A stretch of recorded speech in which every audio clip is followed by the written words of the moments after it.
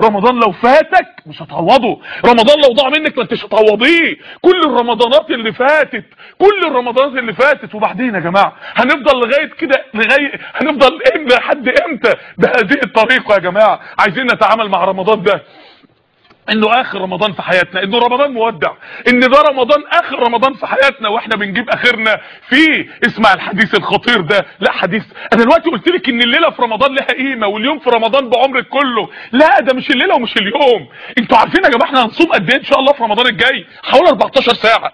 عارفين ال 14 ساعه دول لو ضربناها بالاله الحاسبه في 60 في 60 عشان نحولهم لثواني هيطلعوا 50,000 ثانيه مع كسور بسيطه، حوالي 400 ثانيه، حاجه بسيطه.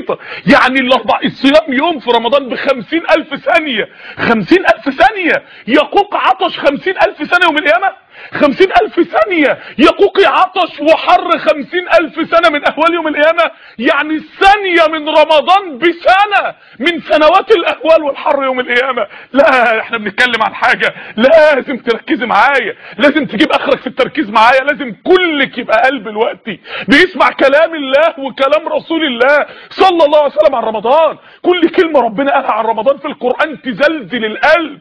شوفي لما ربنا يوصف رمضان في القرآن يقول اياما معدودات، اياما معدودات. هي دي كلمة بسيطة. لما ام تقول لابنها يا ابني انا ايامي في الدنيا بقت معدودة، قلبه يتفطر ولا لا؟ رمضان من قبل ما يجي وهو بيقول لك انا ايامي في الدنيا معدودة، هتلحق تستغلني ولا لا؟ هتلحقي تستثمريني ولا لا؟ لما يكون حبيب ما بيجيش لحبيبه غير ايام معدودة في السنة، بيتلهف عليه قد ايه وبيستثمر كل لحظة يملي عينيه منه وهو موجود معاه قد ايه، وبيحزن عليه بعد فراقه قد ايه. ربنا بيقول لك ان السنة مش كلها رمضان، يا ريت السنة كلها كانت رمضان، ده هي ايام معدودة في السنة كلها. يا ترى هتعملي فيها ايه؟ ايام المعدودات يا جماعة. لما تكون يعني كيلو الرز في 10,000 حبايه رز مثلا ما تفرقش 10 من 9,000، ولكن لما تكون الحاجة معدودة بالوحدة لا ده يبقى ليها قيمة. اللؤلؤ يتعدي بالوحدة، الجواهر تتعدي بالوحدة، تتعدي بالقطعة. اياما معدودات يعني نفس الشعار اللي احنا عملناه شعار لينا الليلة واحنا بنتكلم. اغلى ايام حياتك ايام معدودة غالية، ايام من كتر غلوها بتتعدي بالوحدة يا جماعة. اغلى ايام حياتك، اغلى ايام حياتك بيننا وبينها ساعات. يا ترى هنعمل ايه؟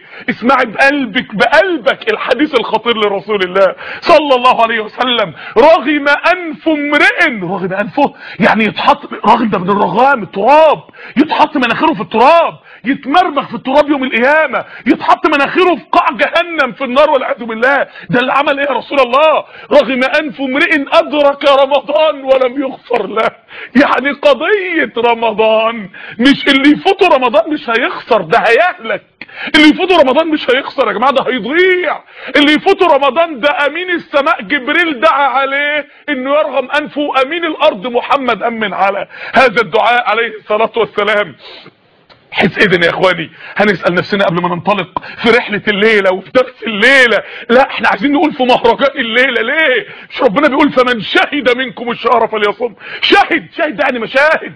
الكون كله بيتقلب في رمضان وانت مش هتتقلب، وحياتك مش هتتقلب. الكون كله بيتغير في رمضان وانت مش هتتغيري. الكون كله بيتقلب استعداد لاستقبال رمضان وانت مش هتستقبليه زي ما الدنيا كلها والكون كله بيستقبله. من شهد مشاهد قبل احتفالية رمضان والمهرجان الكوني بتاع رمضان واحنا داخلين عليه. انا بسألك امتى قلبك هيبقى ابيض بقى؟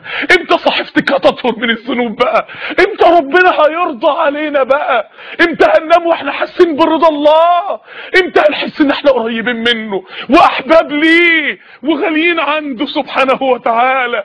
امتى يا جماعة شهوات قلوبنا هتتطهر؟ امتى نزوات نفوسنا هتجلى؟ امتى يا اخواني؟ امتى الحياة اللي احنا عايشينها دي هتتغير؟ امتى هنتربى؟ امتى هنتبنى؟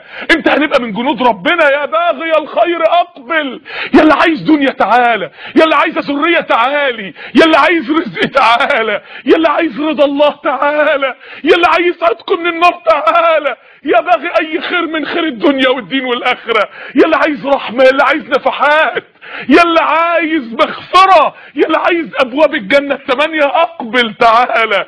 اقبلوا يا اخواني درس الليلة باذن الله سبحانه وتعالى. واحنا في رحلتنا في الكلام عن رمضان هنتكلم عن رسائل جايه لنا من رمضان.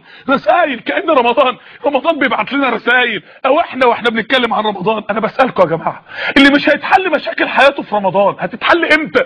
اللي مش هيعتق رقبته من النار في رمضان هتعتق امتى؟ اللي مش هيجد ريح الجنه دون رمضان هيجدها امتى؟ اللي مش هيتعرض لنفحات ربنا في رمضان هيتعرض امتى؟ اللي مش هيتغفر له في رمضان هيتغفر له امتى؟ اللي مش هيتبنى وهيتغير في رمضان هيتغير امتى؟ اللي مش هيسبق لو ما فوقتيش في رمضان هتفوقي امتى؟ لو ما نلتش فتوحات ربنا في رمضان هيفتح عليك امتى؟ لو ما امنتيش قبرك في رمضان هتامنيه امتى؟ امتى يا جماعه؟ اللي مش هيحل مشاكل حياته في رمضان هيحلها امتى؟ الرسول عليه الصلاه والسلام وهو بيتكلم عن رمضان بيقول في حديث صحيح، كل احاديث باذن الله درس الليله صحيحه باذن الله سبحانه وتعالى، طبعا قدر اجتهاد البشر، احنا كلنا بشر، احاديث صحيحه باذن الله. ولكل مسلم في كل يوم وليله دعوة مستجابة. يعني ايه؟ يعني كنا بنسمع ان في 30 دعوة مستجابة في رمضان، لا ده في كل يوم دعوة وفي كل ليلة دعوة، يعني 60 دعوة مستجابة. يعني لو اغنياء العالم جالك دلوقتي قال لك 60 شيك على بياضة همت، اكتب في كل شيك اللي انت عايزه ولله المثل الاعلى. انت ليه ما انتش واثق في ربنا؟ لو اغنياء العالم قال لك انا هفتح لك خزائني 60 مرة في الشهر ده هوت، يا ترى هتفرح قد ايه؟ المرة دي هاخد عقارات، والمرة اللي بعدها هاخد اموال، والمره اللي بعدها والمره اللي بعدها. احنا مش واثقين في ربنا ولا ايه؟ 60 حلم من احلام حياتك ممكن يتحققوا في رمضان، 60 مشكله من مشاكل عمرك ممكن يتحلوا في رمضان. يا ترى يا جماعه احنا مقدرين مساله 60 دعوه مستجابه في رمضان؟ يعني ايه؟ يعني انت لو ذاكرت نص ساعه في اليوم مش هيفرق معاك في مستقبلك حاجه، لو نزلت تجري تسعى على فلوس نص ساعه مش هيفرقوا معاك في الفلوس حاجه، ولكن نص ساعه في رمضان نرفع ايدنا نقول يا رب ممكن تغير حياتنا كلها. نص ساعة قبل الفطار كل يوم، نص ساعة كل يوم في رمضان، او ساعة ونص على قد ما تقدري. رمضان ده شهر الدعاء. انتوا فكركم ان الموضوع على قد 60 دعوة مستجابة؟ لا، ده في حديث تاني صحيح عن رسول الله صلى الله عليه وسلم، للصائم عند فطره دعوة لا ترد، للصائم عند فطره دعوة مستجابة. يعني ايه؟ يعني دعوة النهار ودعوة الليل غير دعوة ساعة الفطار. لما كان عبد الله بن عمرو بن العاص يجمع اولاده بعد الفطار ومراته ويقعدوا يدعوا ربنا، دي دعوة ثالثة، ده غير كمان بقى حاجة تانية. ايه هي؟ 3 لا ترد دعوتهم. لما الرسول عليه الصلاه والسلام يروى عنه ان الصائم حتى يفطر، يعني ايه؟ يعني من اول ما اتسحرت والفجر ده لغايه المغرب الموضوع مفتوح. ادعي ربنا، قول يا رب. يا جماعه اللي مش هيتحل مشاكل حياته في رمضان هتتحل امتى؟ الحديث الخطير اللي اول مره اعرفه في حياتي وانا ببحث هذه المره في احاديث وايات وكنوز رمضان ونفحات رمضان.